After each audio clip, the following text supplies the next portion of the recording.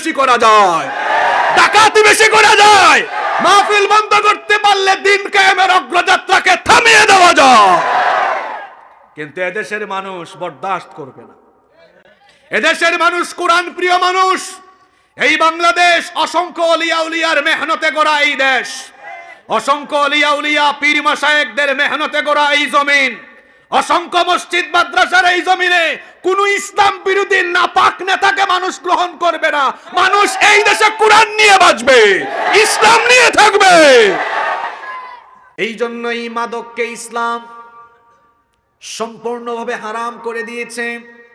মুসলিম শরীফের হাদিস, নবী করিম সবাই মহব্বতে আমার সঙ্গে পড়েন সাল্লাল্লাহু আলাইহি ওয়াসাল্লাম বলেছেন, কুল্লু মুসকিরিন খামরুন ওয়া কুল্লু মুসকিরিন হারাম। আল্লাহর হাবিব বলেছেন, নেশা জাতীয় প্রত্যেকটা দ্রব্যই হলো মাদক, আর যাবতীয় মাদক হলো হারাম। ওয়া মান শারিবাল খামরা ফিদ দুনিয়া ফামাতা ওয়া হুয়া ইদমিনুহা লাম ইয়াতুব লাম ইয়াশরাবহা ফিল আখিরাহ। আল্লাহর হাবিব বলেছেন, এই মাদককে হারাম জানা সত্ত্বেও যে ব্যক্তি মাদক গ্রহণ করবে ওই ব্যক্তি জান্নাতের গন্ধ পাবে না।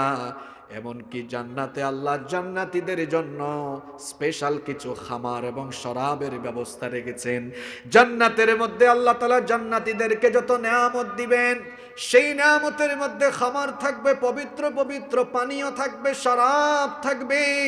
এজন্য আল্লাহ কোরআনে কারীমে বলেছেন, মাসালুল জান্নাতিল্লাতী ফুঈদাল মুত্তাকুন।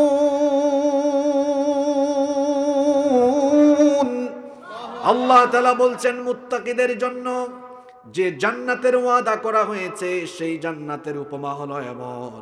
আল্লাহ তাআলা বললেন, ফিহা আনহারুম মিন মাইন গায়রি আসিন। সেখানে আছে স্বচ্ছ তৃষ্ণা নিবারণকারী সুমিষ্ট পানির ঝরনা। আপনার পিপাসা লাগলে পরে এক গ্লাস, দুই গ্লাস, এক জগ, এক বোতল পানি নয়, আল্লাহ বলছেন আমার জান্নাতি বান্দার জন্য তৃপ্তি নিবারণকারী সুমিষ্ট পানির ঝরনা ধারা আমি বহমান করে রেখেছি। সুবহানাল্লাহ। শুধু তাই নয়, আল্লাহ তাআলা বলছেন, ওয়া আনহারুম মিন খামরিল লাযযাতিল লিশশারিবিন।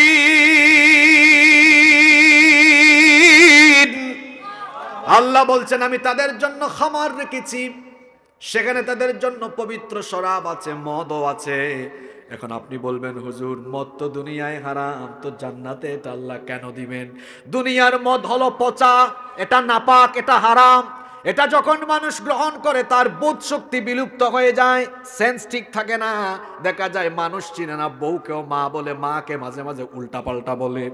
সেন্স ঠিক থাকে না, শারীরিক ক্ষতি হয়, ফিজিক্যালি মানুষ ক্ষতিগ্রস্ত হয়। কিন্তু জান্নাতে আল্লাহ যেটা দিবেন সেটার মধ্যে বোধ শক্তি বিলুপ্ত হয় কিংবা শারীরিক ক্ষতি হয় এমন কোনো উপাদান থাকবে না। তাহলে সেটা কেমন হবে? আল্লাহ তাআলা বলছেন, লা ফিহা গাউলু ওয়ালা হুম ইউনজাকুন।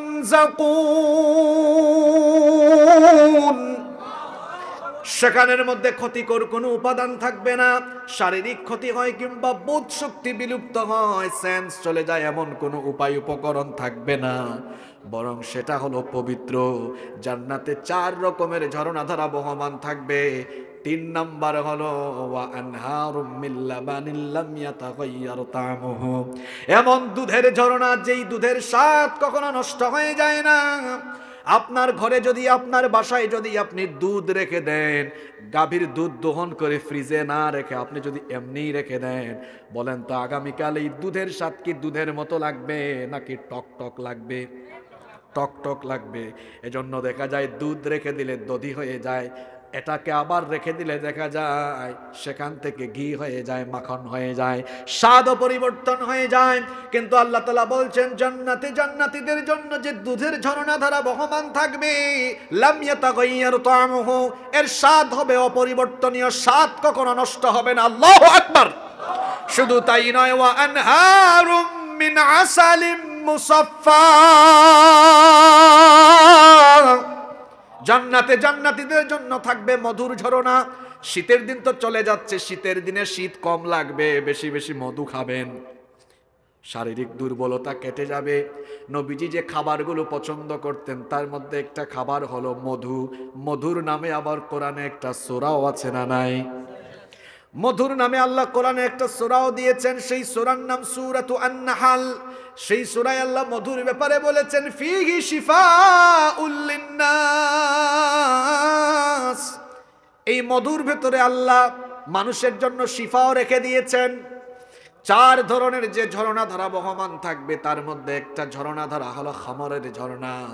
আল্লাহর হাবিব বলেছেন যে ব্যক্তি দুনিয়ার এই নাপাক পচা হারাম এই মাদককে গ্রহণ করবে জান্নাতে সে পবিত্র শারাব পাবে।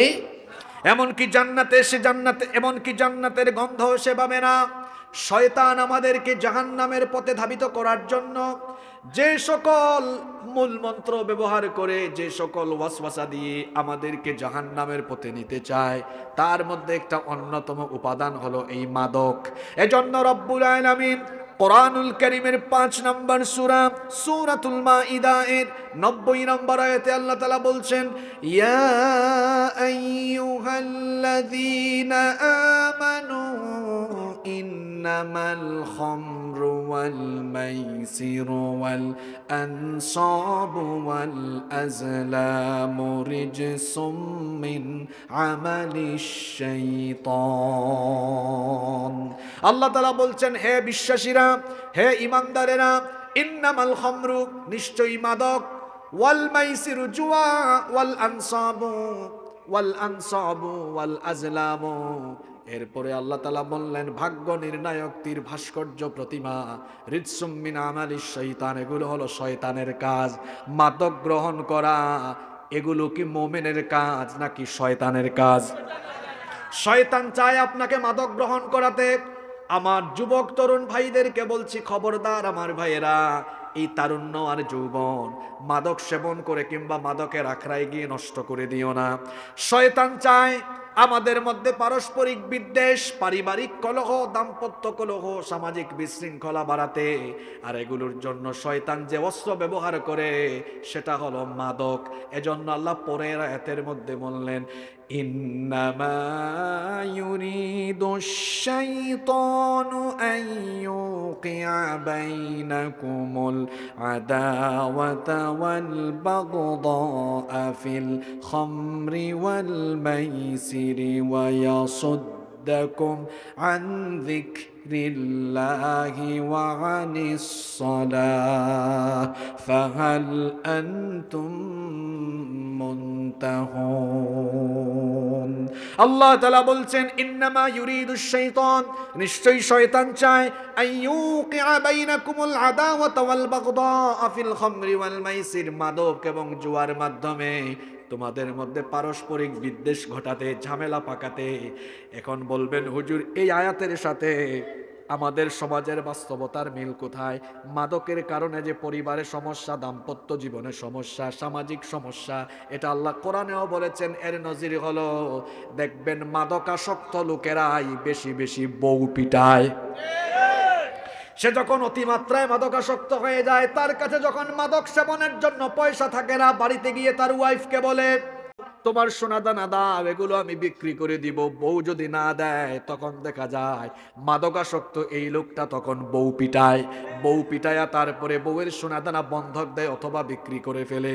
যখন বউয়ের সোনা দানাও বিক্রি করে ফেলে তখন বাড়িতে এসে বউকে বলে তুই তোর বাপের বাড়ি যা, তোর বাপের বাড়ি থেকে টাকা নিয়ে আয়। মাদকাসক্ত লোকেরা এভাবে তার বউয়ের উপরে শারীরিক আর মানসিক নির্যাতন চালায়। মাদকাসক্ত লোকেরা দেখা যায় শুধু বউ পিটায় না, এরা এত খারাপ হয়ে যায়, মাদকাসক্ত লোকেরা চোর হয়ে যায়।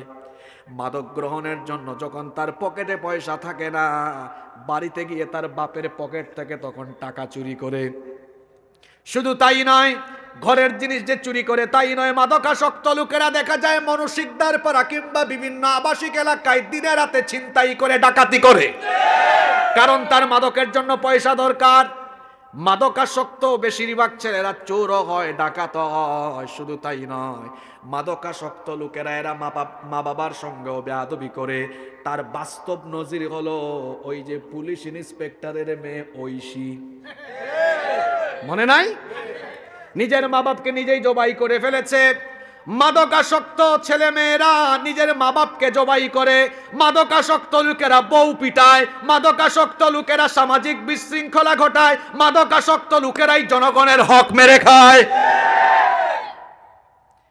এজন্য যে মাদকের কারণে দাম্পত্য কলহ, পারিবারিক কলহ, সামাজিক বিশৃঙ্খলা, রাষ্ট্রীয় সন্ত্রাসের উদ্ভব হয়, ওই মাদককে হারাম করে দিয়েছেন কি?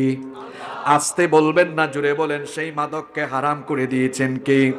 আল্লাহর হাবিব বলেছেন, লা তাশরাবুল খামর, মাদক গ্রহণ করে না, ফা ইন্নাহা মিফতাহুন কুল্লু শার, এটা হলো সকল মন্দের চাবিকাঠি, অশ্লীলতার চাবিকাঠি।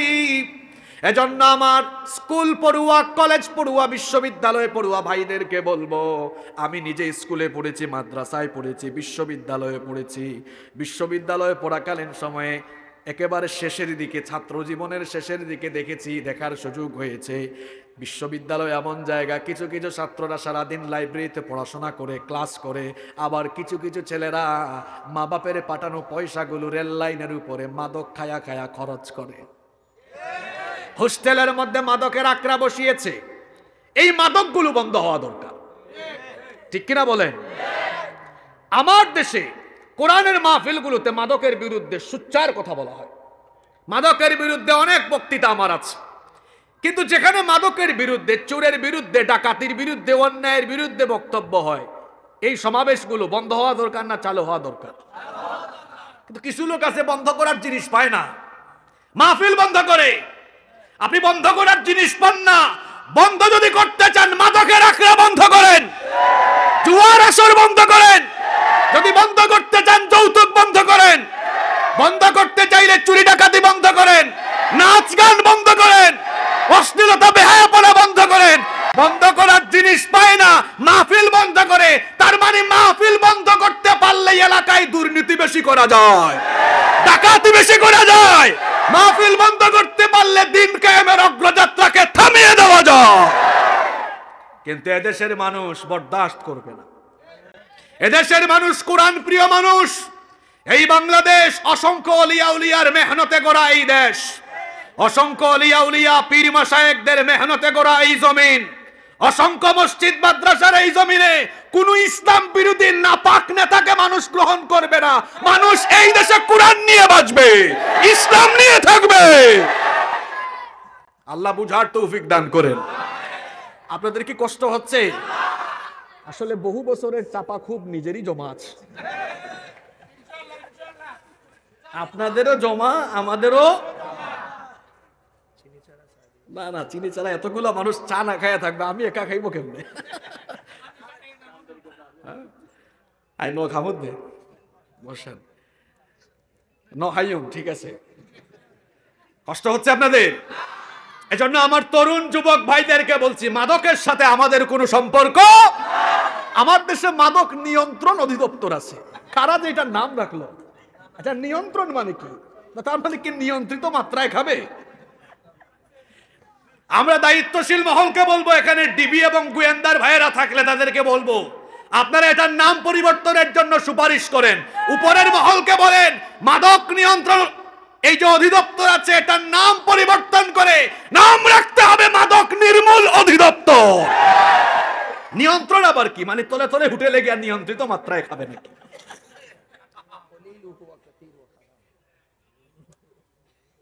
সামান্য হোক আর বেশি হোক, সেটা পূর্ণাঙ্গ হারাম। মাদকের সাথে সম্পৃক্ত 10 ব্যক্তিকে লানত দিয়েছেন মুহাম্মদ। আমরা বলি সাল্লাল্লাহু আলাইহি ওয়াসাল্লাম, লাআনা রাসূলুল্লাহি সাল্লাল্লাহু আলাইহি ওয়াসাল্লাম ফিল খামরি 10। মাদকের সাথে সম্পৃক্ত 10 ব্যক্তিকে লানত দিয়েছেন আমাদের রাসূল। পড়েন সাল্লাল্লাহু আলাইহি ওয়াসাল্লাম। 1 নাম্বার হলো আসিরাহা, যারা মাদক বানায়, মাদকের ফ্যাক্টরি যাদের আছে, এদেরকে লানত দিয়েছেন মুহাম্মদ সাল্লাল্লাহু আলাইহি ওয়াসাল্লাম। 2 নাম্বার হলো মুতাসিরাহা, যারা মাদক বানানোর জন্য আদেশ করে, অর্ডার করে, যারা মাদকের সাপ্লাইয়ের জন্য আদেশ দেয়, কিংবা উপদেষ্টা পরিষদে যারা থাকে। আমার দেশে ভালো কাজে যেমন উপদেষ্টা আছে, খারাপ কাজে উপদেষ্টা আছে না নাই? সবচাইতে বড় কথা হলো নেক সুরতের কিছু মানুষ মানুষকে, সাধারণ আমজনতাকে ধোঁকা দেয়। কেমন ধোঁকা দেয়? আহারে দেখবেন টুপি টাপি লাগায়া সুন্দর সুন্দর পাঞ্জাবি পরে দিনের বেলা এমন এমন সমাবেশে আছে, পেছনে থাকে লেখা মাদক বিরোধী সমাবেশ। মাদক বিরোধী সমাবেশের সভাপতি বা প্রধান অতিথি সেখানে মাদকের বিরুদ্ধে বক্তৃতা দিয়ে রাতের বেলা মাদকের চোরাচালান যারা করে তাদের সাথেও সমাবেশ করে তলে তলে আবার ভাগটা নিয়ে নেয়। এই রকম উপদেশটা আমার সমাজে নাই। আল্লাহর হাবিব বলেছেন ওর উপরে লানত। 3 নম্বরে হলো শারিবাহা, যারা মাদক গ্রহণ করে তার উপরে লানত। 4 নম্বরে হলো ওয়াহামিলাহা, যারা মাদক বহন করে, ক্যারি করে, টেকনাফ দিয়ে মাদকের চালান আসলো সেটাকে কেউ যদি বহন করে কুমিল্লায় নিয়ে যায়, যে ব্যক্তি ক্যারি করে নিয়ে গেল তার উপরে লানত দিয়েছেন মুহাম্মদ সাল্লাল্লাহু আলাইহি ওয়াসাল্লাম। 5 নম্বরে ওয়াল মাহমুলাতু ইলাইহি, এই মাদক বহন করে যে অঞ্চলের দিকে নিয়ে যাওয়া হয় ওই অঞ্চলের উপরে লানত। 6 নম্বর হলো ওয়াসাকিয়াহা, যে ব্যক্তি মাদক পরিবেশন করে, সার্ভ করে। আপনি মনে করেন যে কোনো রেস্টুরেন্টে অথবা দেশের বাহিরে যে কোনো নাইট ক্লাবে বা ক্যাসিনোতে চাকরি করেন, সেখানে আপনি এমন চাকরি মাদকের সার্ভ করতে হয়, গেস্টদেরকে মদ দিতে হয়, মাদক সেবন করাতে হয়, সার্ভ করে দিতে হয়। নবীজি বলেছেন যে ব্যক্তি মাদকের সার্ভ করে তার উপরে লানত। 7 নম্বর হলো নবীজি বলেছেন ওয়া আকিল থামানিহা, এ মাদকের জন্য যারা মূল্য গ্রহণ করে তাদের উপরে লানত।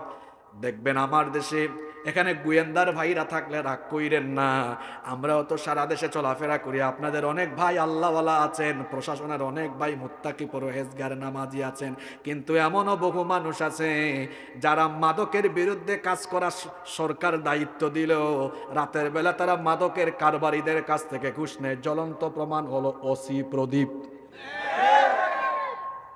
কালকে আমার একজন আটকাইছে ঢাকায়, আমি খুলনা থেকে আসতেছি, এখানে গোয়েন্দা ডিবি ভাইরা আছে, রাগ করেন না আপনারা, নাই না সেটা আমরা ভালো জানি। এক ট্রাফিক আটকিয়েছে, অযথাই আটকিয়েছে, পেছন থেকে দৌড়ে এসেছে।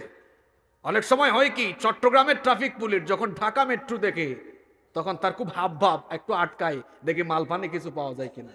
আর ঢাকা মেট্রো, তারা চট্ট মেট্রো দেখলে অনেক সময় তাদেরও মাথা খারাপ হয়ে যায়। সে এসেছে, সবকিছু ঠিকঠাক আছে, তারপরে কয় ঠিক আছে সবকিছু ঠিকঠাক আছে, একটু নাস্তার পানি টানি দিয়ে যান। আমি একটু মানুষকে আশপাশে ডাকলাম, মানুষ তো চিনে ফেলছে, আসছে, আসার পরে আপনি কোন জিনিসের কাছে চাইছেন, চিনছেন, আপনারা একদম ভাইরাল করে দিবে। যাই হোক, অনেক কথাবার্তা হয়েছে, মাফ চেয়ে চলে গিয়েছে।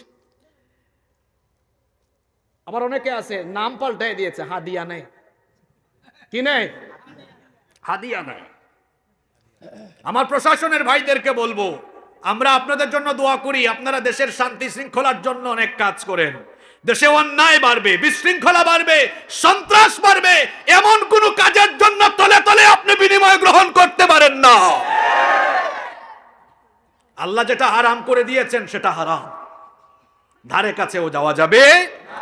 এরপরে নবীজি বলেছেন ওয়াল মুশতারি লাহা ওয়াল মুশতারাতু লাহু, মাদকের ক্রেতা এবং বিক্রেতা, এই যে মাদকের সাথে সম্পৃক্ত 10 শ্রেণীর উপরে লানত দিয়েছেন মুহাম্মদ সাল্লাল্লাহু আলাইহি ওয়াসাল্লাম। এখন বলেন তো সবাই, আমরা নবীজির লানত চাই না সুপারিশ চাই?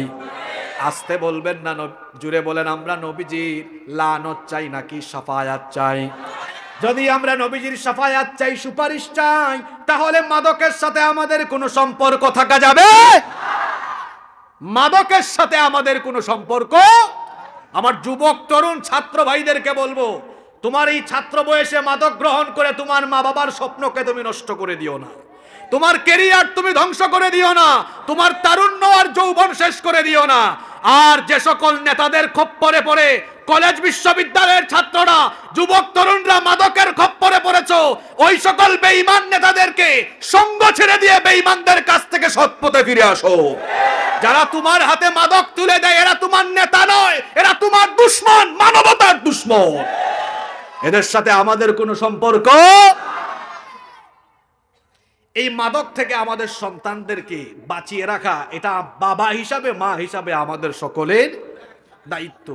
শুধু মাদক নয়, সন্তানদেরকে সকল অন্যায়, অনাচার, অশ্লীলতা, বেহায়াপনা এবং যাবতীয় গুনাহের কাজ থেকে আমাদের সন্তানদেরকে হেফাজত করা, আমাদের সন্তানদেরকে দ্বীনের পথে পরিচালিত করা, এটা বাবা হিসাবে, মা হিসাবে আপনার দায়িত্ব, এটা আপনার কর্তব্য। আজকে আমার খুব ভালো লাগছে এই কারণে, বাংলাদেশের বিভিন্ন জায়গায় মা বাবার ওয়াজের বিষয় দেওয়া হয়, কিন্তু এখানে দেওয়া হয়েছে উল্টা, পিতামাতার করণীয়। যদি আপনি গাছ লাগানোর পরে গাছের পরিচর্যা করেন তো ওই গাছ থেকে ফল পাবেন, কিন্তু গাছ লাগিয়ে পরিচর্যা না করলে গাছ থেকে যেমন ফল পাওয়া যায় না, তেমনি সন্তান জন্ম দিয়ে সন্তানকে সঠিক পথে না রাখলে, বাবা হিসাবে, মা হিসাবে সন্তানের হক আদায় না করলে এই সন্তানের কাছ থেকেও খেদমতের আশা করা যায় না।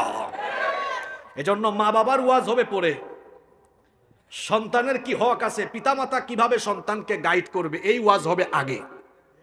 এবার আসুন, পিতা হিসাবে, মাতা হিসাবে সন্তানদের প্রতি আমাদের কি করণীয়। আমার উস্তাদ আলোচনা করে গিয়েছেন দাজ্জালের ফিতনা নিয়ে। এখন তো আমরা আখেরি জামানায় আছি, একেবারে কিয়ামতের নিকটবর্তী সময়ে আমরা অবস্থান করছি। চতুর্দিকে ফিতনা, চতুর্দিকে ফিতনা। দাজ্জাল কোন সময় যে আত্মপ্রকাশ করে গোটা পৃথিবীতে ফিতনা আরম্ভ করবে আমরা নিজেরাও জানি না। তবে দাজ্জালের রুহানি সন্তানদেরকে আমরা এখন আমাদের আশপাশে দেখতে পাচ্ছি। দাজ্জালের রুহানি সন্তানরা কি করেছে, দাজ্জালের রুহানি সন্তানদেরকে যে আমরা দেখতে পাচ্ছি, এটা আপনাদেরকে আমি দেখাই। দাজ্জালের রুহানি সন্তানরা ক্লাস 9 এর ইতিহাস ও সামাজিক বিজ্ঞান বইয়ে মানচিত্রে, এই যে এখানে দেখতে পাচ্ছেন আপনারা মানচিত্র, মানচিত্র এখানে দেখানো হয়েছে প্রাচীন জেরিকো নগরের অবস্থান। উপরে লেবানন, এদিকে সিরিয়া, সামারা, জেরিকা, জর্ডান, এদিকে জেরুজালেম। এই নাবালেকদেরকে বই লেখার দায়িত্ব কে দিল? এদেরকে নাবালেক বলেছি এই কারণে, এই দিকে লিখেছে হুজুর গাম্বিয়া। গাম্বিয়া হলো আফ্রিকার একটা দেশ। তো আফ্রিকার দেশ গাম্বিয়া, এটা জেরুজালেমের কাছে কিভাবে আসে? এখানে তো গাজা অবস্থিত, এখানে তারা গাম্বিয়া লিখেছে, মাঝখানে বড় করে ইসরায়েল লিখেছে, কিন্তু আমাদের প্রিয় ফিলিস্তিনের নাম হয়তো উস্তাদ আলোচনা করে গিয়েছেন। দাজ্জালের অনুসারীরা বেশিরভাগ হবে ইহুদি। এক হাদিসে বলা হয়েছে দাজ্জালের অনুসারী হবে 70,000 ইহুদি। দাজ্জালের রুহানি সন্তান ইহুদিরা পশ্চিমাদের সাথে আতাত করে ফিলিস্তিনকে দুনিয়ার বুক থেকে মুছে দিতে চাইছে। আর আমার দেশে দাজ্জালের রুহানি সন্তানরা কচি কাঁচা বাচ্চাদের বইয়ের ভেতরে মানচিত্র দিয়ে মানচিত্র থেকে ফিলিস্তিনকে মুছে দিয়েছে। সরকারকে বলবো, যারা বইয়ের ভেতরে ইসরায়েলের নাম দিয়ে ফিলিস্তিনের নাম মুছে দিয়েছে, দাজ্জালের এই রুহানি সন্তানদেরকে গ্রেফতার করে দৃষ্টান্তমূলক শাস্তি দিতে হবে।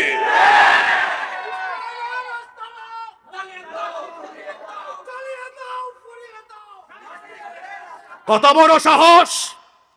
আমাদের পয়সায় এই বই ছাপানো হয়, কারো বাপের পয়সায় এই বই ছাপানো হয় না। এদেশে 16 কোটি মুসলমান, এই দেশে 16 কোটি মানুষ, হিসাব করলে 14 কোটির উপরে মুসলমান হবে। এদেশের সংখ্যাগরিষ্ঠ মুসলমানদের ঘাম ঝরানো ট্যাক্সের পয়সায় বই ছাপানো হয়। এদেশের মুসলমানদের ঘাম ঝরানো ট্যাক্সের পয়সায় পাঠ্যপুস্তক বোর্ডে যারা চাকরি করে তাদের বেতন হয়, তাদের গাড়ির পেট্রোলের খরচ হয়, তাদের এসি অফিসের এসির খরচ হয়।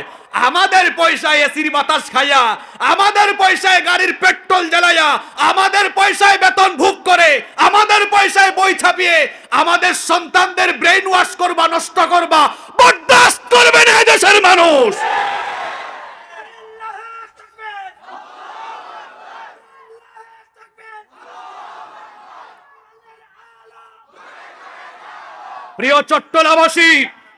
প্রিয় চট্টলাবাসী শোনেন, বাংলাদেশের বহু সংগ্রাম শুরু হয়েছে এই চট্টগ্রাম থেকে। এই চট্টগ্রামের অতীত ইতিহাস সকলেরই জানা আছে। যারা পাঠ্যপুস্তক বোর্ডে দায়িত্ব পেয়ে মনে করছে দেশের জনগণকে কলা বলে মূলা খাইয়ে দিবে, এদেশে এত আলেম উলামা পীর মাশায়েখ থাকতে তোমাদের এই অপচেষ্টা বাস্তবায়িত হতে দেওয়া হবে না, হবে না, হবে না।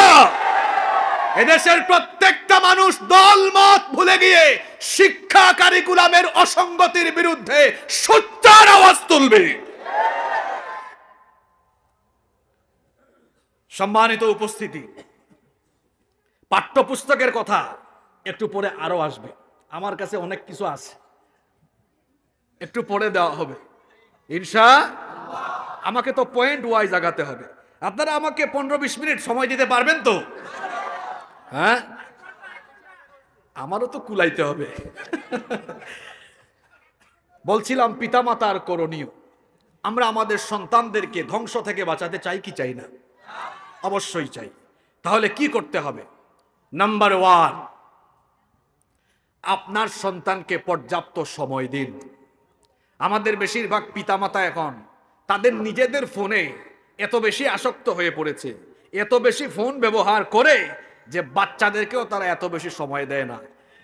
এই চিত্র দেখা যাবে যে সকল মহিলা এবং পুরুষদের বয়স 25 থেকে 40 বা 45 বছর। এই বয়সের নারী পুরুষদেরকে দেখা যায় বেশি বেশি মোবাইল আসক্ত। বাচ্চা কান্না করতেছে, বাচ্চা কান্না করতেছে, বাচ্চা পড়ার টেবিলে বসে পড়ছে কি পড়ছে না এগুলাও নাই। এখন তো আবার নতুন ফেতনা আবিষ্কার হয়েছে, হাজবেন্ড ওয়াইফের কাপল ব্লগ। কি সাতকানিয়ার পোলাপাইন এগুলা জানে না? কিরে তোমরা কথা কও না কেন? তরুণ যুবক ছাত্ররা কি হয়েছে? হ্যাঁ, এতদিন ছিল ফুড ব্লগ, ট্রাভেল ব্লগ, এখন শুরু হয়েছে কাপল ব্লগ। এখন বউ দিয়ে ব্যবসা, বউ দিয়ে হাজবেন্ড ওয়াইফ সকালবেলা ঘুম থেকে উঠে কেমনে নাস্তা করে, কেমনে শপিং মলে যায়, কেমনে বিমানে ওঠে, কেমনে নামে, কেমনে দেশের বাহিরে যায়, কেমনে একজনের একজনকে খাওয়ায়া দেয়। নিজেদের একান্ত বিষয় ছাড়া, একান্ত সম্পর্কের সেই চিত্রটি ছাড়া আর কোনো কিছু পাবলিককে দেখানো তাদের বাকি। এগুলা চাচারা যারা আছেন ওরা না বুঝবেন, এটা বুঝবে হচ্ছে এখানে যারা ইয়াং আছে তারা বুঝেছে এটা। এখন বউ দিয়ে ব্যবসা আরম্ভ হয়েছে। যেভাবে কাপল ব্লগ চলছে, কিছুদিন পরে দেখা যাবে ছেলে যদি কোনো বাড়িতে প্রস্তাব নিয়ে যায় আর যদি মেয়ের বাপ জিজ্ঞেস করে বাবা তুমি কি করো, তখন বলবে আমি তো ব্লগ করি। তখন বাপ বলবে কিসের ব্লগ? এগুলো আপনি বুঝবেন না, বুঝবেন। হ্যাঁ, এটা বুঝবেন না আপনি, বুঝিবেন। অথবা সে বলবে যদি জিজ্ঞেস করে কি করেন, হয়তো এমনও উত্তর দিতে পারে এখনো কিছু করি না, আপনার মেয়েকে বিয়ে করে শুরু করব। তখন যদি জিজ্ঞেস করে বাবা কি শুরু করবা, কয় আপনার মেয়েকে বিয়ে করার পরে কাপল ব্লগের ব্যবসা শুরু করব। ঠিক আছে কথা? যারা নিজের বউয়ের চেহারা, যারা নিজের বউয়ের চেহারা জনগণকে দেখিয়ে পয়সা ইনকাম করে, এই পুরুষগুলো হলো ব্যক্তিত্বহীন পুরুষ। এদের রুচিতে দুর্ভিক্ষ আছে,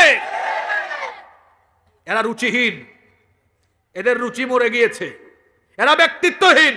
এদের ব্যক্তিত্ব বলতে কিছুই, বেহায়া, বেশরম।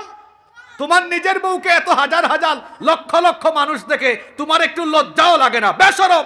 যার মধ্যে হায়া নাই তার মধ্যে ইমানই। আল হায়া শুবাতুম মিনাল ঈমান। লজ্জাশীলতা হলো ঈমানের অংশ। যার হায়া শরম থাকে না তার মধ্যে ঈমানও। সন্তানদেরকে পর্যাপ্ত সময় দিন। এখন সন্তান কান্না করলে হাতের মধ্যে দিয়ে দেয় কি? আমরা যখন ছোট ছিলাম আমরা দেখেছি, আমরা একটু কান্না করলে, মন খারাপ করলে আব্বু আম্মু আমাদের হাতে খেলনা দিত, গাড়ি দিত। গাড়ি আছে না, ফুটবল দিত, ক্রিকেট দিত, বিভিন্ন খেলনা দিত, বা ওই যে সাইকেল আছে না, তারপর আরো কত কিছু ছিল, এগুলো দিত। এগুলো দিয়ে খেলাও। অথবা ওই যে কি একটা যে বাজে, এটাকে আপনারা চট্টগ্রামের আঞ্চলিক ভাষায় কি বলেন? আপনাদের সাথে আমাদের ভাষা, সিলেটের ভাষার মিল আছে। ঝুনঝুনি তো আমরাও হই, এটা মিলে গেছে, বালা হইছে। আপনারা কি তা মাত বুঝের জন্যে বুঝতেও পারেন, কারণ এই সাতকানিয়ার মানুষ, আমরা সিলেট হবাই দিয়েও বহুত মানুষ আছে। সাতকানিয়ার মানুষ কোথায় নাই বলেন? হ্যাঁ, কোথায় নাই? আপনি মক্কায় যাবেন, মদিনায় যাবেন, সব জায়গায় আছে। রিয়াদে যান, জিদ্দায় যান, আপনি আরব বিশ্বের দেশগুলোতে যাবেন, আপনি সিলেটে যান, ঢাকায় যান, মানে ব্যবসাকে কন্ট্রোল করে আছে এই সাতকানিয়ার মানুষ। আমরাও দোয়া করছি আল্লাহ ইসলাম প্রিয় এই সাতকানিয়ার মানুষদের ব্যবসা বাণিজ্যে তুমি আরো বরকত দিয়ে দাও। কারণ সাতকানিয়ার মানুষ ইসলামকে ভালোবাসে, কোরআনকে ভালোবাসে, আলেম উলামাদেরকে ভালোবাসে। আল্লাহ সবাইকে কবুল করেন। সন্তানদেরকে ধ্বংস থেকে বাঁচাতে হলে 1 নাম্বার সন্তানদেরকে পর্যাপ্ত সময় দিতে। 2 নাম্বার আপনার সন্তানকে খারাপ সঙ্গী সাথীদের সাথে মিশতে দিবেন। কারণ কথায় আছে সৎসঙ্গে স্বর্গবাস, অসৎসঙ্গে। ভালো মানুষের সাথে থাকলে ওই ভালো মানুষের কিছু গুণ আপনার উপরে আসর করতে পারে। যেমন একটা উদাহরণ দেই, আপনি একটা কাপড়ের মধ্যে আতর মাখলেন, আতর লাগালেন, আতর মাখানো এই কাপড়টাকে যদি আপনি আলমারিতে নিয়ে রেখে দেন তো দেখবেন আতরের সুগন্ধি অন্য কাপড়ের মধ্যেও চলে যাবে। আবার আপনি মনে করেন ধূমপান করছেন, সিগারেট খেয়েছেন, সিগারেটের ধোঁয়ার দুর্গন্ধ যদি কোনো কাপড়ে লেগে যায়, সিগারেটের ধোঁয়ার দুর্গন্ধযুক্ত সেই কাপড় যদি আলমারিতে রেখে দেন তাহলে দেখবেন ওই দুর্গন্ধ অন্যান্য কাপড়েও চলে যায়। তাহলে বোঝা গেল সৎসঙ্গে স্বর্গবাস, অসৎসঙ্গে। আপনার ছেলে যদি বেনামাজি ছেলের সাথে মিশে, আপনার ছেলে যদি লম্পট ছেলের সাথে মিশে, আপনার ছেলে যদি মাদকাসক্ত ছেলের সাথে মিশে, আপনার ছেলে যদি কোনো বাজে ছেলের সাথে মিশে, ধীরে ধীরে ওই বাজে ছেলের সাথে থাকতে থাকতে সেও ধীরে ধীরে খারাপ হয়ে যেতে পারে। আবার আপনার ছেলে যদি একটা নামাজি ছেলের সাথে, ক্লাসের ফার্স্ট বয় বা মেধাবী ছেলেদের সাথে, ভালো ছাত্রদের সাথে থাকে, মেধাবী ছাত্র, চরিত্রবান, দিনদার, আল্লাহওয়ালা, মুত্তাকি, পরহেজগারে, নামাজি, এরকম ভালো ছেলের সাথে, ভালো সাথীর সাথে সে যখন থাকবে দেখবেন আপনার ছেলেটাও ভালো ছেলের সাথে থাকতে থাকতে সেও ধীরে ধীরে নামাজি আর চরিত্রবান হয়ে যাবে। এজন্য আপনি খেয়াল করবেন আপনার সন্তান কার সাথে মিশে, আপনার সন্তান কার সাথে চলাফেরা করে, এটা খেয়াল রাখবেন। আর যারা তরুণ যুবক ছাত্র আছে ভাইদেরকে বলবো, যারা পড়ালেখা করো তোমাদেরকে বলছি, ক্লাসের ফার্স্ট বয়, যারা সব সময় পড়াশোনায় মনোযোগী, যারা সব সময় পড়াশোনায় মনোযোগী তাকে তোমার বন্ধু বানাও। গ্রুপ স্টাডি করতে পারবা, মোতালা করতে পারবা, কিতাব নিয়ে একসাথে বসে পড়াশোনার সুযোগ পাবা, গবেষণার সুযোগ পাবা। যে ছেলেটা নামাজি তার সঙ্গী হও, তার সাথী হও। যদি তুমি অসৎ বন্ধু বেছে নাও, ছাত্রদেরকে কথাগুলো বলছি, তরুণদেরকে কথাগুলো বলছি, যুবকদেরকে কথাগুলো বলছি, যদি অসৎ বন্ধু বেছে নাও, আল্লাহ তাআলা কোরআনে কারিমে বলেছেন কিয়ামতের দিন অসৎ বন্ধুত্ব গ্রহণকারী, অসৎ বন্ধুদের সাথে, অসৎ ব্যক্তিদের সুহবতে থাকা ব্যক্তিগুলো দুই হাত কামড়িয়ে কামড়িয়ে আফসোস করবে। কোরআনুল কারিমে আল্লাহ তাআলা সাবধান করে দিয়েছেন। কোরআনুল কারীমের 25 নম্বর সূরা সূরাতুল ফুরকানের 27 নম্বর আয়াত থেকে আল্লাহ তাআলা বলছেন, ওয়া ইয়াউমা ইয়া'আদ্দু যালিমু আলা ইয়াদাইহি ইয়াকুলু ইয়া লাইতানি আত্তাখাযতু মা'আর রাসূলি সাবিলা। আল্লাহ তাআলা বলছেন সেই দিন সীমালঙ্ঘনকারী লোকেরা দুই হাত কামড়িয়ে কামড়িয়ে বলবে, ইয়া লাইতানি, হায় আফসোস, ইত্তাখাযতু মা'আর রাসূলি সাবিলা, আমি যদি রাসূলের পথ অনুসরণকারী লোকদেরকে আমার বন্ধু বানাতাম তাহলে আজকের দিনটা আমার জন্য ভালো হতো। তারা আফসোস করে আরো বলবে, ইয়া ওয়াইলাতা লাইতানি লাম আত্তাখিয ফুলানান খলিলা লাকাদ আদাল্লানি আনিয যিকরি বা'দা ইয জাআনি ওয়া কানা আশ-শাইতানু লিল ইনসানি খাযুলা। আল্লাহ তাআলা বলছেন কিয়ামতের দিন আফসোস করে করে বলবে, হায় দুর্ভাগ্য আমার, আফসোস আমার, লাম আত্তাখিদ ফুলানান খলিলা, অমুককে যদি আমার বন্ধু না বানাতাম, অমুকের সাথে যদি আমার চলাফেরা না হতো তাহলে আজ আমি বেঁচে যেতাম। তরুণ ছাত্র আর যুবকেরা শোনো, ছাত্ররা যুবকেরা আছে না ঘুমাই গেছে? যুবকদেরকে সবাই চায়, কারণ হলো এই যুবকদেরকে যদি বসে আনা যায় তাহলে অনেক ব্যক্তি মনে করে তার স্বার্থ হাসিল করা যায়। এজন্য এই সমাজের কিছু স্বার্থান্বেষী লোক আছে, তারা তাদের নিজের চেয়ারের জন্য, ক্ষমতার জন্য, গদির জন্য, স্বার্থের জন্য যুবক আর তরুণদের তারুণ্য আর যৌবনকে তারা লাঠির মতো ব্যবহার করে তাদের ফায়দা হাসিল করে। তরুণেরা যুবকেরা অনেক সময় গা ভাসিয়ে দেয় আবেগে, বুঝে না। ও যুবক তরুণ ছাত্র ভাইয়েরা, যে বয়সে আপনাদের হাতে শুভ পায় বই খাতা কলম, আপনাদের হাতে শুভ পায় আল্লাহর কোরআন, নবীজির হাদিস। এই বয়সে আপনাদের হাতে কিছু নেতা নামের খেতা, কিছু স্বার্থান্বেষী লোক তার স্বার্থের জন্য, ক্ষমতার জন্য আপনার হাতে লাঠিসুটা দিয়ে, আপনাকে মোটর সাইকেলের সামনে পিছনে দিয়ে, আপনাকে চামচার মতো ব্যবহার করে। আমার কথা কষ্ট পাচ্ছেন? যুবকদেরকে বলছি, আপনার এই যৌবন, এই তারুণ্য আল্লাহ এজন্য দেন নাই যে আপনি আপনার তারুণ্য আর যৌবন কারো চামচামি করে নষ্ট করবেন।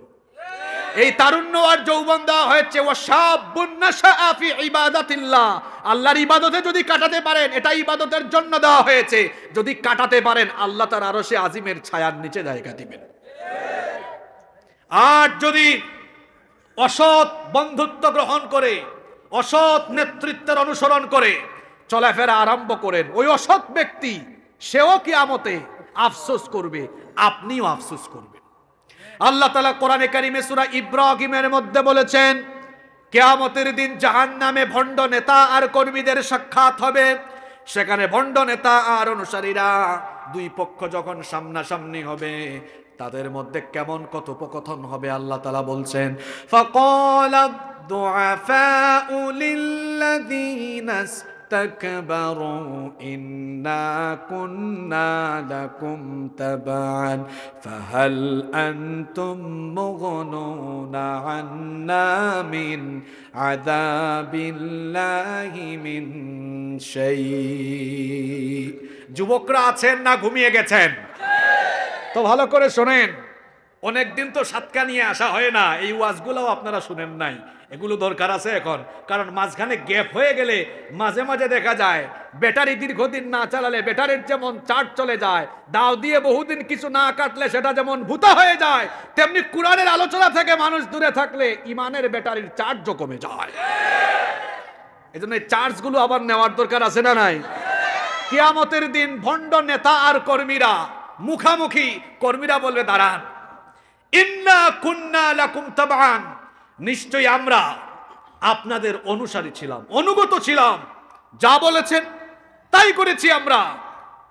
আপনাদের কথা শুনে যাকে পিটাতে বলেছেন তাকে পিটিয়েছি, বারণ করেছেন আমরা তাকে এলাকা ছাড়া করেছি।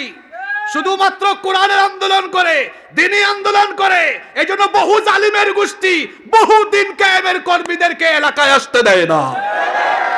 বাড়িতে আত্মীয় স্বজনের সাথে, বউ বাচ্চার সাথে দেখাও করতে দেয় না। যা বলেছেন তাই তো করেছি, আপনার কথা শুনে যা বলেছেন তাই করেছি। ফাহাল আনতুম মুগনুনা আন্না মিন আযাবিল্লাহি মিন শাই।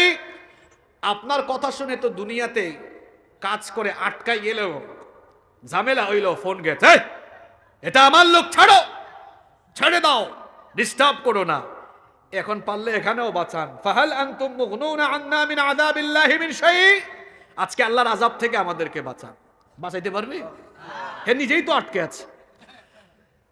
তখন সে বলবে, দাঁড়াও, বেশি চিল্লা চিল্লি করো না, শোনো কি বলবে। নেতা তখন কর্মীর উদ্দেশ্যে বলবে, লাউ হাদানাল্লাহু লাহাদাইনাকুম, আল্লাহ যদি আমার মতো নেতাকে হেদায়াত দিতেন তো তোদেরকে আমি হেদায়াত দিতাম, আমার নিজের কপালেই তো হেদায়াত ছিল না। আজকে আমার পথ আটকে দিও না, আর আমার বিরুদ্ধে স্লোগানও দিও না, কারণ আজকে কোনো চিল্লা চিল্লি লাফালাফি করে লাভ নাই। সাওয়াউন আলাইনা আজাজিনা আম সাবারনা মা লানা মিন মাহিস। আজকে ধৈর্য ধরো আর না ধরো, আমি নেতা, আমরা নেতা, তোমরা কর্মী, দুই গ্রুপের অবস্থা সাওয়া, সমান সমান। কোন জায়গায় কথাটা বলছে চিন্তা করছেন? জায়গা মতো নিয়ে কর্মীরা বলবে, না না, এটা আমরা মানি না। আল্লাহ বলবেন, কিরে তোরা আবার কি মানস না? কিয়ামতের মাঠে এত না না মানি না মানি না স্লোগান কেন? কর্মীরা তখন আল্লাহকে বলবে, আল্লাহ আমাদের এই নেতাদের কথা শুনে, তাদের অনুসরণ করে, তাদের হুকুম মেনে আমরা জাহান্নামে এসেছি, তারাও জাহান্নামী, আমরাও জাহান্নামী। আজ তারা আমাদেরকে বলে দুই গ্রুপের আযাব নাকি সমান সমান, আমরা এটা মানি না। আল্লাহ তখন বলবে তোরা যেহেতু মানস না তো তোরা কি চাস? তখন কর্মীরা বলবে আল্লাহ আমাদের নেতাদের বিরুদ্ধে তোমার কাছে আমাদের অভিযোগ আছে 2টা। আসতে বলবেন না জোরে বলেন অভিযোগ আছে কয়টা? আল্লাহ বলবেন ঠিক আছে বলে ফেল। তখন তারা প্রথম অভিযোগ করবে আল্লাহ এরা তো দুনিয়াতে খুব ইজ্জত সম্মানে চলেছে, আমরা সামনে পিছনে চামচার মতো তাদেরকে পাহারা দিয়েছি, বক্তৃতা করেছে আমরা শুধু শুনেছি, যা বলছে তাই করেছি। আজকে 1 নম্বরে আপনি সুযোগ দেন, এদেরকে আমাদের সামনে দেন। এদেরকে আমাদের সামনে দিলে আজকে আমরাই সাইজ করব। নাজআলহুমা তাহতা আকদামিনা লিয়াকুনা মিনাল আসফালিন। এদেরকে আমাদের সামনে দেন, এদের বুকের উপরে পাড়া দিয়ে পদদলিত করে দলিত মথিত করে আমরা জাহান্নামে যাব। কয় নাম্বার দাবি? সাতকানিয়ার আওয়াজ হয় নাই। কয় নাম্বার দাবি? বাকি থাকলো আরেকটা, এটা আরো ডেঞ্জারাস। বলবো আল্লাহ। তারা বলবে আল্লাহ আমাদের এই অসৎ নেতাদের অনুসরণ করে আমরা পথভ্রষ্ট হয়েছি, গুমরাহ হয়েছি। তারা বলে আজকে নাকি তাদের আর আমাদের আযাব সমান। আল্লাহ সমান দিয়েন না। আল্লাহ বলবেন তাহলে কেমনে দিব বল? তারা তখন বলবে আল্লাহ আমাদের দাবি হলো রব্বানা আতিহিম দি'ফাইনি মিনাল আযাবি ওয়াল আনহুম লানান কাবীরা। আল্লাহ আপনি আজ আমাদেরকে যে আযাব দিবেন আমাদের নেতাগুলারকে আরো ডবল আযাব দিয়েন। কি কথা বোঝা যায়? কথা কি বোঝা যায়? যুবক তরুণদেরকে বলবো কোথায় দৌড়াও, কোথায় দৌড়াও? যারা দুনিয়াবি স্বার্থে তোমাদেরকে ব্যবহার করছে তাদের স্বার্থ তাদের সঙ্গ ছেড়ে দাও, তাদের সঙ্গী হয়ে যাও। যারা স্লোগান তুলে আল্লাহর জমিনে আল্লাহর দ্বীন কায়েম করতে হবে, কোরআনের রাজ কায়েম করতে হবে, তাদের সঙ্গী সাথী হয়ে যেতে হবে। কারা কারা তাদের সঙ্গী হতে কোরআনের রাজ কায়েমের আন্দোলনে থাকতে প্রস্তুত? 2 হাত তুলে আল্লাহরে দেখায় দেন।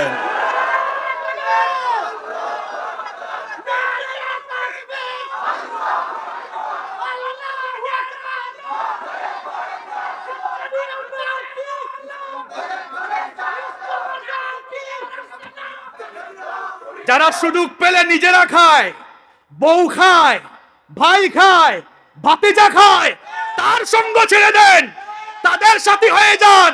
যারা আপনাদেরকে কোরআনের রাজ কায়েমে আল্লাহর হুকুমতের দিকে আহ্বান করে তারাই আমাদের আসল নেতা, ঠিক কি না? আল্লাহ সবাইকে কবুল করেন। কষ্ট হচ্ছে নাকি? পিতামাতার করণীয়। আপনার ছেলে কোথায় যায় বাবা দেখেন না আপনি কোথায় ঘুরঘুর ঘুরঘুর করে? অসৎ কারো সাথে চলাফেরা করলে এই কোথায় যাও প্রথমে বুঝাইয়েন, তারপরে শাসন করে দেন। এরপরেও গেলে বাইন্দা রেখে দিয়েন করে ওদিকে যাবি না। নামাজি ছেলের সাথে দেন।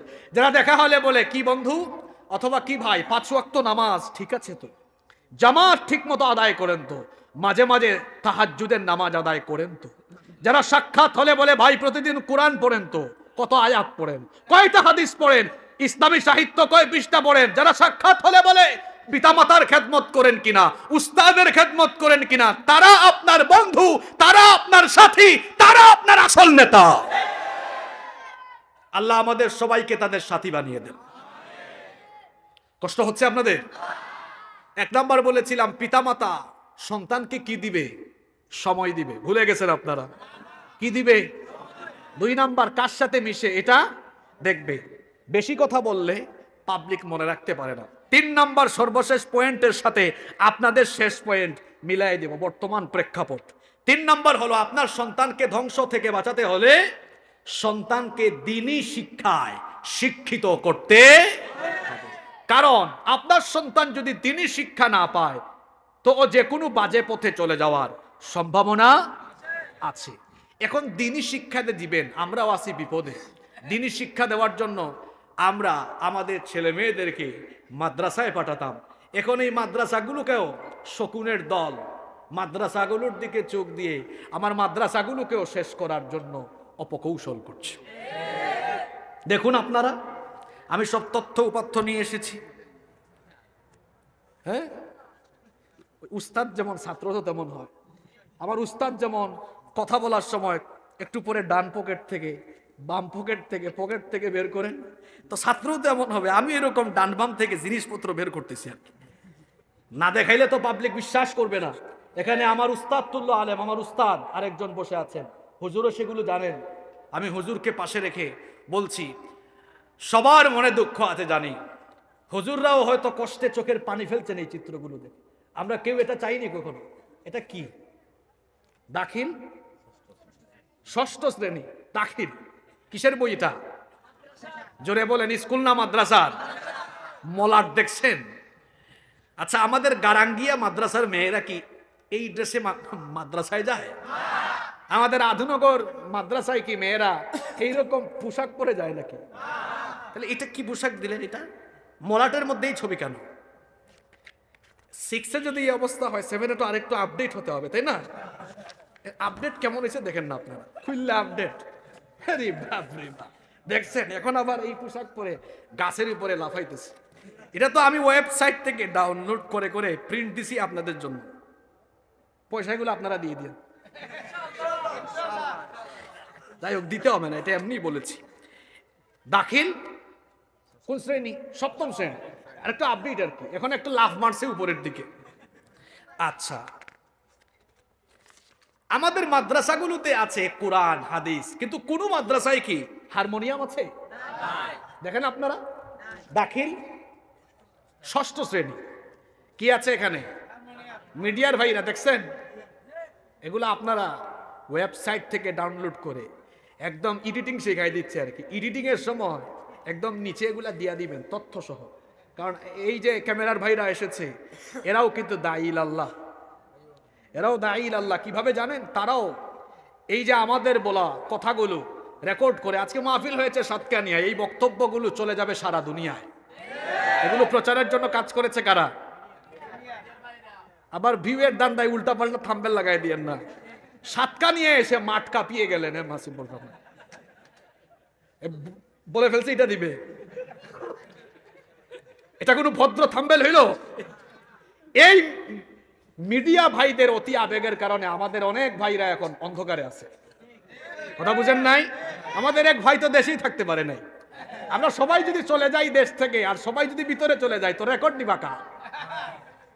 পরে অসহায় হয়ে যাবে। সুতরাং ভদ্রভাবে সুন্দরভাবে কাজ করেন। আল্লাহ আমার ভাইদেরকে ইখলাস ঢেলে দেন, তাদেরকে আল্লাহ কবুল করেন। হারমোনিয়াম কি কোনো মাদ্রাসায় আছে নাকি? আধুনগর মাদ্রাসায় আছে? কোনো মাদ্রাসায় নাই। শুধু হারমোনিয়াম বাজালে তো চলবে না। এই দেখেন, হারমোনিয়ামের সাথে একটা আপডেট তো হওয়া লাগবে। ঢুল লাগবে না? শুধু কি ঢুল হলে হয়? ঢুল, তবলা, এই দেখেন, আমি মাদ্রাসায় পড়েছি, তো আমি প্রথমে স্কুলে পড়েছিলাম। আমার শুরু হয়েছে মক্তব দিয়ে, নুরানি দিয়ে। তারপর স্কুলে কয়েকদিন পড়লাম। আমার বাবার স্বপ্ন ছিল আমার ছেলে আলেম হবে, মাদ্রাসায় নিয়ে এসেছেন। মাদ্রাসায় আমরা ছোটবেলায় আমাদের হুজুররা একজনকে সামনে আনতেন, এই তুমি সামনে আসো, আজকে তুমি নামাজে ইমামতি করো, আর বাকিরা মুক্তাদি হও। এক একদিন এক একজনকে দায়িত্ব দেওয়া হতো।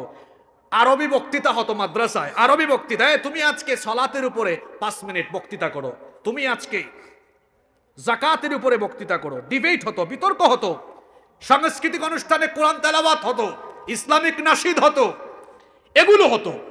এখন মাদ্রাসার বইয়ে ঢুকে দিয়েছে সারেগামা পাধানিসা, সারেগামা পাধানিসা। কোন মাদ্রাসায় কি সারেগামা পাধানিসা? হুজুর এটা শিল্প ও সংস্কৃতি বই। হুজুর তো জানেন এগুলো।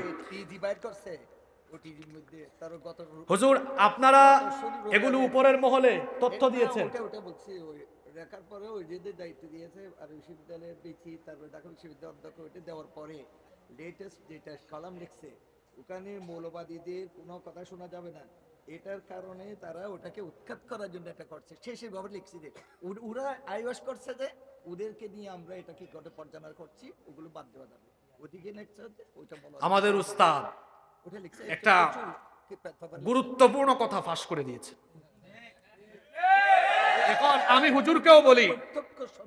আমি হুজুরকেও জানিয়ে রাখি, হুজুর আমরা কেন এগুলো মাঠে ময়দানে বলছি? আমাদের উলামা মাশায়েখদের প্রতিনিধি দল মন্ত্রণালয়ে গিয়েছেন, কি জানি ওই লোকটার নাম প্রফেসর, না এনসিটিভির চেয়ারম্যান প্রফেসর ফরিদুল ইসলাম মনে হয়, যাই হোক প্রফেসর কি ইসলাম জানি, ওনার সাথে দেখা করেছেন। আমাদের অনেক ভাইয়েরা প্রতিবেদন তৈরি করে, এই যে প্রতিবেদন আছে দেখেন আপনারা, প্রতিবেদন তৈরি করে এই প্রতিবেদন মন্ত্রণালয়ে জমা দেওয়া হয়েছে, কমিশনে দেওয়া হয়েছে, এমনকি মেইল করে দেওয়া হয়েছে, ভদ্রতা সুলভ কোন উত্তর দেওয়া হয়। এখন তারা যদি আমাদেরকে বলে, বা গুয়েন্দার ভাইরা যদি এখানে থাকেন, আপনারা যদি বলে হুজুর আপনারা এগুলো উস্কে দিচ্ছেন কেন, তা আমরা তো চেয়েছিলাম আপনাদের কাছে ভদ্রভাবে বলেছি, কথা তো শুনেন নাই, এত মাস হয়ে গেল, পাবলিক যেগুলো জানে না এখন পাবলিকের এগুলো জানা দরকার, পাবলিক এগুলো জানা দরকার। আপনারা যদি আলেমদের কথা শুনে ঠিক করে ফেলতেন, আমরা এগুলো মাঠে ময়দানে বলতাম না। যেহেতু আপনারা কথা শুনেন নাই, যারা আওয়ামী লীগ করে, যারা বিএনপি করে, জাতীয় পার্টি করে, সবাই এর বিরুদ্ধে কথা বলবে, কারণ কেউ চায় না তার সন্তান নষ্ট হোক। সারেগামা পাধানিসা আপনার সন্তান শিখুক, আপনি চান? শুধু সারেগামা পাধানিসা বলে ডুল আর তবলা বাজালেই তো হবে না, সাথে একটু থাক দিনা দিন দিন দিন কোমর দুলাইয়া না নাচলে তো হয় না। মাদ্রাসার বইয়ে কি দেওয়া হয়েছে? ইন্না লিল্লাহি ওয়া ইন্না ইলাইহি রাজিউন। আমরা আমাদের ছেলে মেয়েদেরকে মাদ্রাসায় পাঠাই, আমাদের ছেলেরা আলেম হবে, আমাদের মেয়েরা আলেমা হবে, দিনদার হবে, পরহেজগার হবে। বেশিরভাগ মাদ্রাসার খোঁজ নিয়ে দেখেন, অনেক মানুষ তার বাপের জায়গা জমিন মাদ্রাসার জন্য দান করেছে, শুধুমাত্র এখান থেকে দিনের দায়ী ইলাল্লাহ তৈরি হবে। সেই মাদ্রাসাগুলোতে আজ ঢোল তবলা হারমোনিয়াম নাটক ফাটক ঢুকায় দিয়া মাদ্রাসা ধ্বংসের অপচেষ্টা এদেশের মানুষ রুখে দিবে ইনশাআল্লাহ।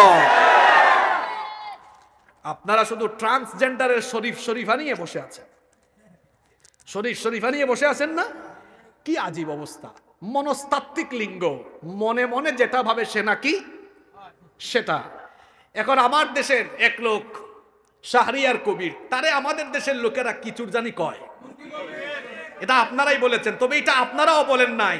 মুক্তিযুদ্ধে অংশগ্রহণকারী একজন মুক্তিযোদ্ধা, বীর মুক্তিযোদ্ধা, শুধু মুক্তিযোদ্ধা নয়, তিনি একজন সেক্টর কমান্ডার ছিলেন। তিনি এই কথা বলেছেন 71 সালে যখন পাকিস্তানি হানাদারেরা এদেশের মানুষের উপরে নির্যাতন নিপীড়ন চালিয়েছে, তখন এই শাহরিয়ার কবির পাকিস্তানিদেরকে মুরগি সাপ্লাই দিয়েছে। যদি এই সেক্টর কমান্ডার, এই বীর মুক্তিযোদ্ধার কথা সত্যি হয়, তাহলে আমরা দায়িত্বশীল মহলকে বলবো, এই লোকটাকে অতি দ্রুত গ্রেফতার করে তার বিরুদ্ধে তদন্ত কমিটি গঠন করে যদি প্রমাণিত হয়, তাহলে যুদ্ধাপরাধের দায়ে এই শাহরিয়ার কবিতে ফাঁসিতে ঝুলাইয়া মৃত্যুদণ্ড দিতে হবে।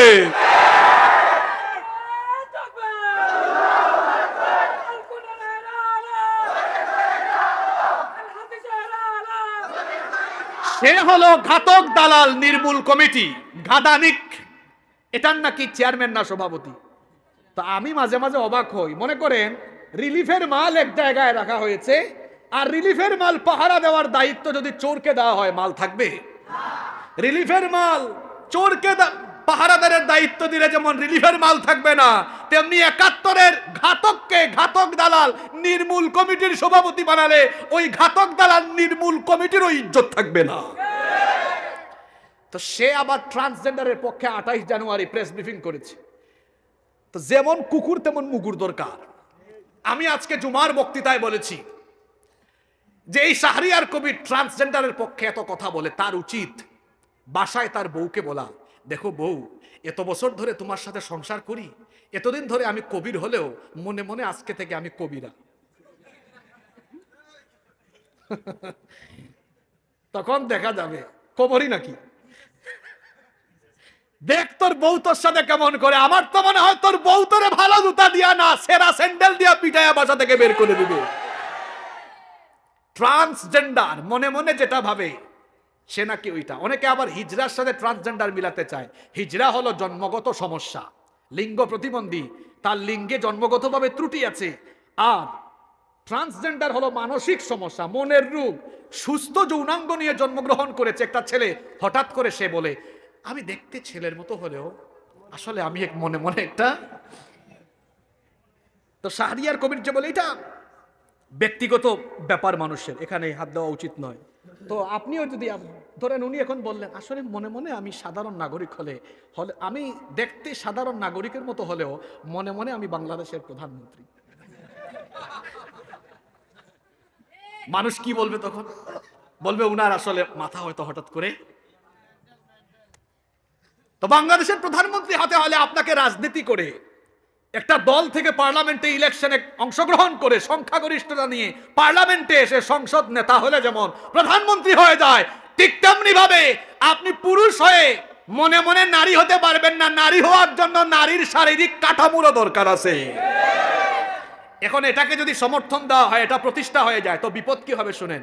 এগুলা যদি 6-7 ছেলে মেয়েরা বলে, তো 6-7 ছেলেরা এগুলো তো বুদ্ধি তো আগেই পাইয়া গেছে, শুধু কলেজে যাবে আর কলেজের হোস্টেলে সিট পাওয়ার জন্য স্যারকে গিয়ে বলবে, স্যার আপনি দেখছেন আমি মুন্না, মনে মনে কিন্তু আমি এখন থেকে মুন্নি, আমাকে সিট দেন মহিলা কলেজের হোস্টেলে।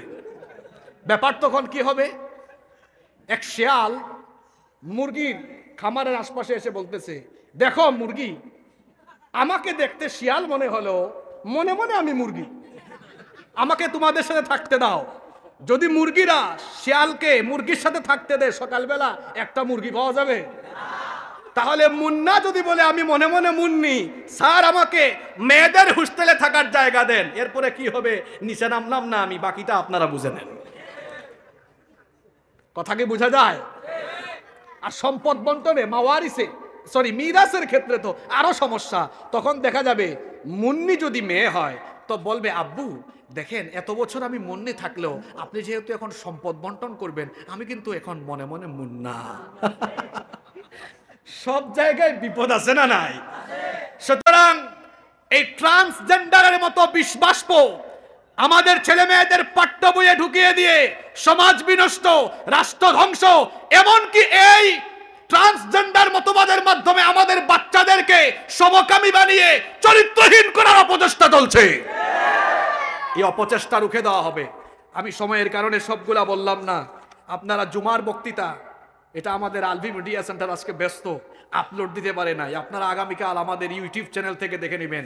আজকের জুমার বক্তৃতায় আমরা দীর্ঘ 1 ঘন্টায় পাঠ্য বইয়ের যত অসঙ্গতি, এখানে আমার উস্তাদ আছেন, আমাদের উস্তাদ আছেন, তিনি তো সবই জানেন। এখানে ডি ইসলামাইজেশন সহ, অপসংস্কৃতি সহ আরো বিভিন্ন বিষয়ে যা যা আছে আমরা সব তুলে ধরেছি। আপনারা শুধু শরীফা নিয়ে পড়ে আছেন, এখানে যে আরো কত কিছু আছে এগুলো বলতে গেলে এক কথায় যদি বলতে যাই, প্রত্যেকটা শ্রেণীর বইয়ের মধ্যে সব বইয়ে ডিস্টার্ব আছে। আর নাটক ফাটক দেওয়া রাখছে, সব বইয়ে নাটক, দলগত নাটক। এমনকি বাচ্চাদেরকে এখন মোবাইলে অ্যাসাইনমেন্ট দেওয়া হয়। আপনার 6-7 পড়ুয়া ছেলেরা মেয়েরা যদি বাড়িতে এসে অ্যাসাইনমেন্টের নামে ফোন হাতে নেয়, সে কি অ্যাসাইনমেন্ট করে না অন্য কোনো অকাম কুকাম করে? এত কিছু দেখার সময় আছে? আমাদের বাচ্চাদের হাতে ফোন তুলে দিয়ে নষ্ট করার ষড়যন্ত্র চলছে। শুধু কি তাই, সময় টিভি নিউজ করেছে কালকে, আপনারা দেখেছেন কিশোরগঞ্জে ইসলাম শিক্ষা বইয়ের ভেতরে দেবতার ছবি আছে না, প্রায় 2 লক্ষ বই সেখানে বিতরণ করা হয়েছে। শুধু কি তাই, আরো আশ্চর্যের ব্যাপার হলো ফাহিমার অন্তরার প্রেমের গল্প ঢুকিয়ে দেওয়া হয়েছে। শুধু কি তাই, নিরাপদ স্পর্শ নামে একটা অধ্যায় আছে। আমার পিতা আমার মাথায় হাত দিতে পারেন, আমাকে জড়িয়ে ধরবেন আমার মা বাবা, এটা হলো এই অধ্যায়ে বলা হয়েছে নিরাপদ স্পর্শ। আমি আসার পরে আমার উস্তাদের সাথে মুআনাকা করলাম, হ্যাঁ, মানে ওখানে বলা হচ্ছে এগুলো যেমন নিরাপদ স্পর্শ, ঠিক তেমনি একজন শিক্ষক যদি কোনো ছাত্রছাত্রীর মাথায় হাত বুলিয়ে দেন, ওটাও নিরাপদ স্পর্শ। পাশাপাশি সহপাঠী ছেলে মেয়ে একই ক্লাসে পড়ে 2 হাত ধরে যদি হাঁটাহাঁটি করে, সেটাও নিরাপদ স্পর্শ।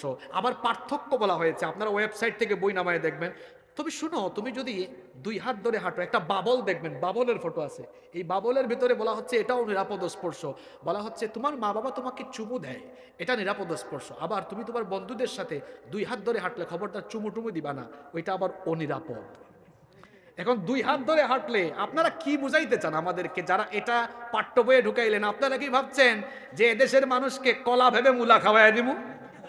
কলা ভেবে মূলা খাওয়াই দিবেন আপনি? এত সোজা? একটা ছেলে আর একটা মেয়ে বিপরীত লিঙ্গের 2 হাত ধরে হাঁটাহাঁটি আরম্ভ হলে বাকিটা তো হয়ে যেতেই পারে। আর কেউ যদি বলে না হবে না, আপনারা মোল্লারা একটু বেশি বুঝেন, তো আমি বলবো আপনি ডাক্তারি করান, চিকিৎসা করান, আপনার পুরুষত্বে সমস্যা আছে। বিপরীত লিঙ্গের প্রতি কেউ যদি আকৃষ্ট না হয় তো ওর যৌবন নাই, ওর সমস্যা আছে, ওর চিকিৎসা দরকার। কিন্তু সুস্থ একজন মানুষ বিপরীত লিঙ্গের কাছে গেলে সৃষ্টিগতভাবে আমার বাবা আদম আলাইহিস সালাম, তারও তো হাওয়াকে দেখার পরে আকর্ষণ সৃষ্টি হয়ে গিয়েছে, ঠিক কিনা বলেন? এটা তো সৃষ্টিগতভাবে আল্লাহ দিয়েছেন। যে ব্যক্তি বলে যে মোল্লারা কম বুঝে, হেরা বেশি বুঝে, তো তাদের চরিত্র তো মানুষ জানে। আবার হুজুর যেটা একটু আগে বললেন যে তারা বক্তব্য দিচ্ছে টিভি চ্যানেলে যে এটা মৌলবাদীরা ভুল বোঝাচ্ছে মানুষকে, মানুষকে ভুল বোঝাচ্ছে, এটা হতে দেওয়া হবে, এটা আমাদের শিক্ষার জন্য ভালো। শোনেন বীর চট্টলাবাসী, যারা বলে এটা আমাদের জাতির ভালোর জন্য ভালো কারিকুলাম, দয়া করে আপনারা খোঁজ নিয়ে দেখবেন টিভি চ্যানেলে যারা আপনাদেরকে সুন্দর সুন্দর বুলিয়া উড়ায়, তাদের বেশিরভাগের ছেলেমেয়েরা এই দেশে পড়াশোনা করে না, বিদেশে পড়াশোনা করে।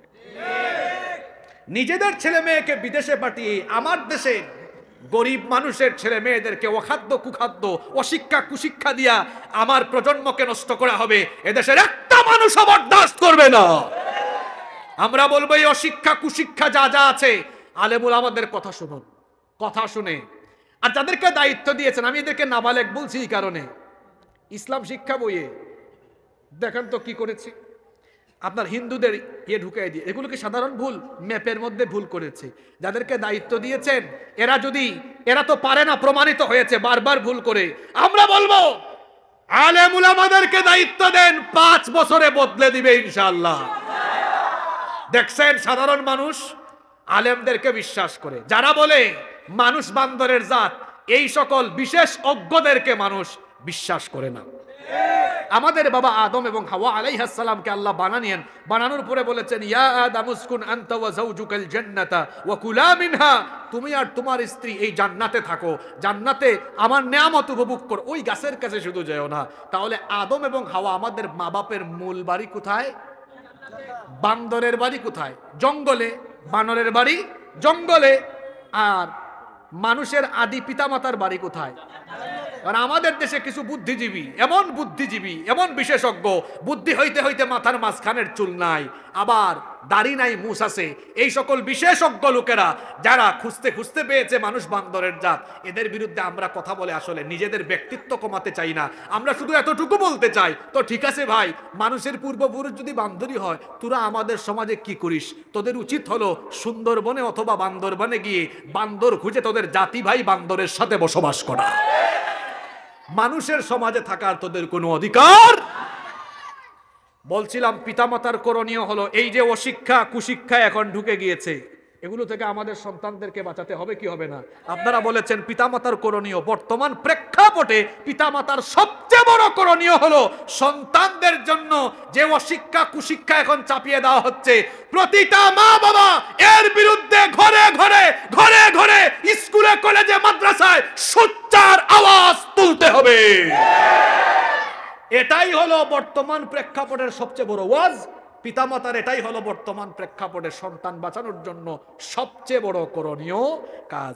ওয়াজ বেশি হওয়া এত দরকার নাই। পিতামাতার 3টা করণীয় বলেছি, বর্তমান সময় আরো বহু করণীয় আছে।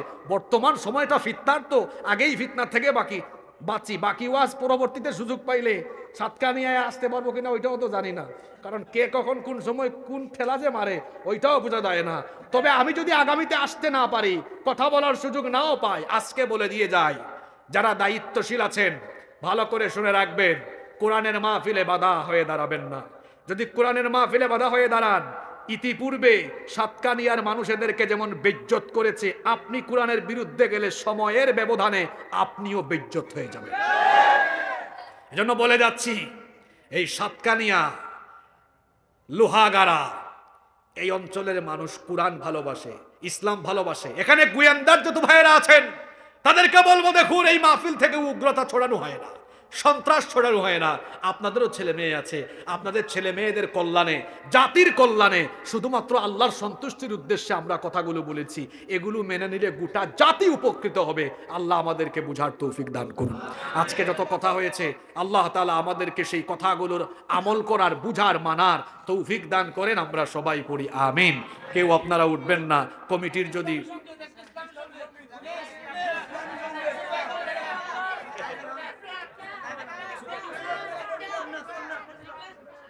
শরীর তো কুলাইতেছে না আসলে। হ্যাঁ